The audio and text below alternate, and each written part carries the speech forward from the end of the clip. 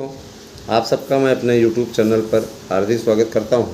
हमारे YouTube channel पे आप नए हैं तो चैनल को सब्सक्राइब कीजिए और वीडियो को कीजिए शेयर।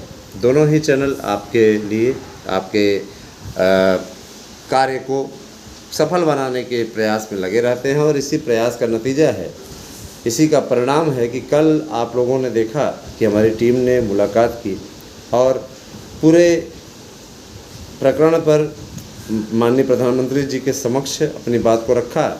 माननीय प्रधानमंत्री जी ने आश्वासन दिया है कि आने वाली 20 तारीख तक बीएड की समस्याओं का समाधान होगा और बीएड के लिए जो हमने पहले भी वादा किया था और आपको सम्मिलित किया था, उस वादे को हमारी सरकार पूरी तरीके से निभाएगी।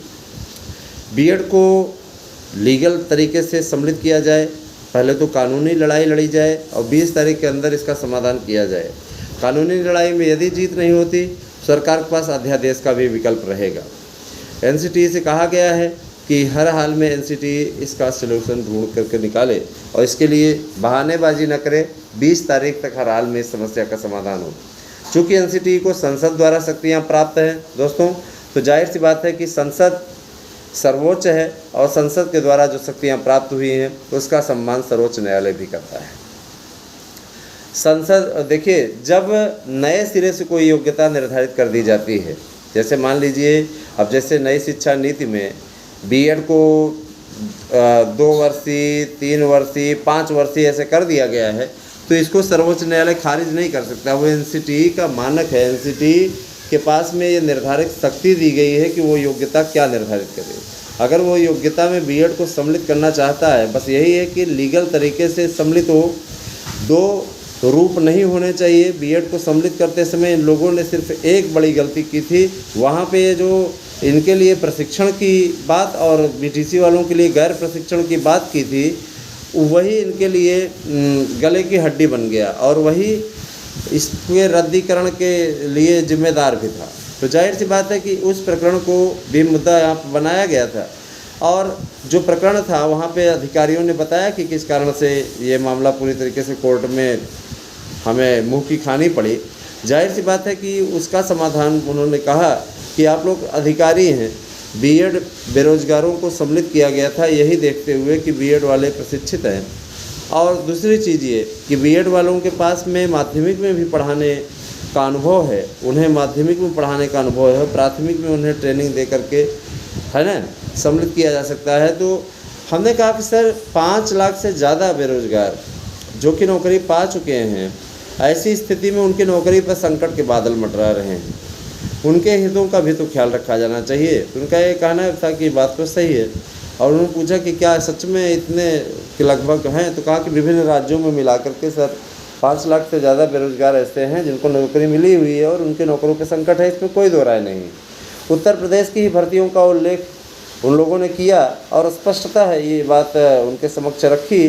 तो उन्होंने कहा कि इसका तात्कालिक समाधान किया जाए और हमें रिजल्ट चाहिए। चूँकि कल 5 तारीख थी और जाहिर सी बात है 5 तारीख से उन्होंने 15 दिन का वक्त मांगा और उन्होंने कहा कि 20 अक्टूबर तक आप सबकी समस्याओं का समाधान हो जाएगा, है ना। मुझे इस बात की खुशी है कि कल उन्होंने पहला नाम मेरा ही था, तो पूछा कि ये क्यों नहीं है, तो उन्होंने है ना कहा है कि अगर मिलना चाहें तो वहाँ पे मुलाकात करा दी जाए, बहुत ज़्यादा अगर ज़रूरी हो तो देखिए अगर सौभाग्य प्राप्त हुआ तो अवश्य ही मुलाकात हो जाएगी, क्योंकि ये बहुत बड़ी उपलब्धि होती है दोस्तों। स्वयं प्रधानमंत्री जी से मिलना बहुत बड़ी उपलब्धि होती है। सबसे बड़ी चीज़ ये कि मुझे इस बात का ज़रूर गर्व रहेगा कि हमने ऐसे व्यक्ति से मुलाकात की जो विश्व के सबसे लोकप्रिय नेता हैं। ठीक है, मैं उनका प्रशंसक हूँ, हमेशा से ही उनका प्रशंसक रहा हूँ। और एक चीज़ मैं ज़रूर चाहता हूँ कि रोज़गार को लेकर के सरकार फोकस करे, रोज़गार को लेकर के किसी प्रकार की ढिलाई नहीं होनी चाहिए, यही चाहता हूँ। और इस बात की भी अपील करता हूँ कि निश्चित रूप से अच्छा होना चाहिए सबके साथ में। देखिए, पुरानी पेंशन को लेकर के भी जो राजनीतिक मुद्दा बना हुआ है, हमारे बेरोजगार मित्र परेशान हैं कि हम नौकरी पाएंगे तो पुरानी पेंशन नहीं मिलेगी। तो मैं बता देना चाहता हूं कि आप नौकरी पाएंगे तो आपको पुरानी पेंशन मिलेगी। इस दिशा में भी हम लोगों ने बहुत ही सार्थक कार्य किया है और कल इस मुद्दे को हम लोगों ने जब रखा तो इस पे काफ़ी पॉजिटिव रिजल्ट निकल करके समक्ष आया। तो दोस्तों आपको चिंता करने की बात नहीं है, आपके समक्ष है ना, आपके समक्ष ये बातें रखी गई हैं और ये हमारा कर्तव्य है कि इसका समाधान हम कराएं। देखिए निश्चित रूप से हम लोगों के जो नेतृत्वकर्ता थे वहाँ पे, भाई हम नहीं गए नेतृत्वकर्ता के रूप में वो थे, उन्होंने बहुत महत्वपूर्ण भूमिका निभाई और सारे पक्षों से माननीय प्रधानमंत्री जी को अच्छी तरीके से अवगत कराया। बहुत ही अच्छा लगा कि उन्होंने आश्वस्त किया कि 20 अक्टूबर तक समस्याओं का समाधान होगा। बीएड के पीछे बीटीसी वाले दुश्मनों की तरह पड़े हुए हैं, उनको बड़ा बुरा लगता है। आपको लग रहा होगा हमने कमेंट क्यों ऑफ कर रखा, क्योंकि बीटीसी वाले चिढ़े हुए हैं, उनका गुस्सा, उनकी चिढ़ इस बात को लेकर के है ना, कि उनकी ये हिम्मत नहीं पड़ती कि वो हमारे आकर के व्हाट्सएप नंबर पर के इस प्रकार कोई बात करें।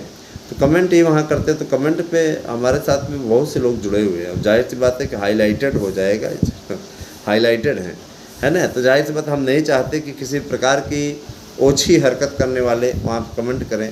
और तमाम प्रकार के हम विद्यालय जाएं कि चलें कमेंट के देखें, तो इसीलिए हमने कमेंट ऑफ कर रखा है। चैट वाले में भी जब हम वो करते हैं तो आज फिर लाइव आएंगे आपके बीच में, तो ऑन करेंगे, वहाँ पे बात होगी। देखिए ओछी हरकतों वाले कोई बाज नहीं आते हैं, इसलिए ऐसे लोगों के लिए लगाम लगाना बहुत आवश्यक होता है। और सबसे बड़ी चीज़ एक सोशल मीडिया है, सबसे बड़ी चीज़ यही तो है। माननीय प्रधानमंत्री जी को अब सब बोलते रहते हैं, हम लोग तो साधारण इंसान हैं, बहुत ज़्यादा पहुँच वाले नहीं हैं। तो जुड़े